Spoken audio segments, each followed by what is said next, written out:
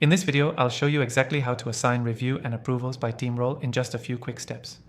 If you're looking for an efficient way to manage your team's workflow and ensure reviews and approvals are handled by the right people, stay tuned because I'm going to walk you through the process. And by the end, you'll be ready to streamline your approvals and make sure everything runs smoothly. First off, let's get started with creating your team structure. In most project management software, you'll want to begin by assigning specific roles to your team members.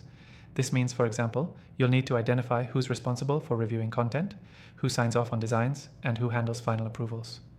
Assigning these roles is key to ensuring that everyone knows exactly what part of the process they own. You can do this through a team or project settings section, where you'll find options to define roles like a reviewer, approver, and manager. Once roles are defined, the next step is to set permissions. For example, as a reviewer, someone may only need access to view documents and leave feedback. On the other hand, an approver will need the ability to approve or reject those documents. Make sure you clearly specify who can do what by adjusting permissions for each role. This helps prevent any confusion down the line about who has the final say and who is responsible for reviewing the work. Now, let's move on to how to assign those reviews and approvals. Depending on the software you're using, you should be able to assign tasks directly to roles. You can do this by either tagging specific people or assigning roles that automatically route the task to the right person. For example, if you're working on a document and you want it to be reviewed by someone, just assign the reviewer role and they'll get notified when it's time for them to review. Once the reviewer has made their comments, it can be automatically routed to the approver for final sign-off. This ensures the right people are involved at each stage of the process. When assigning tasks like this, it's important to track progress. Make sure you're using software that allows you to see who has completed their part and who is still holding up the workflow.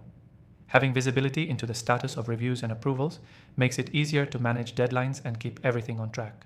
Some software even allows you to set automatic reminders for team members, which ensures things aren't forgotten or delayed. One quick tip I recommend is using customizable approval workflows. This can help you automate the process so that tasks move seamlessly from one role to the next without needing to manually reassign them each time. Custom workflows can save a lot of time, especially as your team grows and projects become more complex. I've tested several popular project management tools for assigning review and approval tasks. And the one I'm recommending today is software that I think will really improve your team's workflow. Plus, for viewers of my channel, there's an exclusive free trial available in the description below. You can follow along with the tutorial using that trial and see firsthand how this software simplifies the process. Key takeaway: when assigning review and approvals by team role, it's crucial to define roles clearly, set permissions properly, and automate the approval workflow as much as possible. This ensures the right people are reviewing and approving the right tasks at the right time. To recap, define your team roles, assign review and approval tasks, and make sure you're tracking progress throughout the process. And don't forget, take advantage of that exclusive free trial in the description below to try out the software we used today. Thanks for watching, and I'll see you in the next video.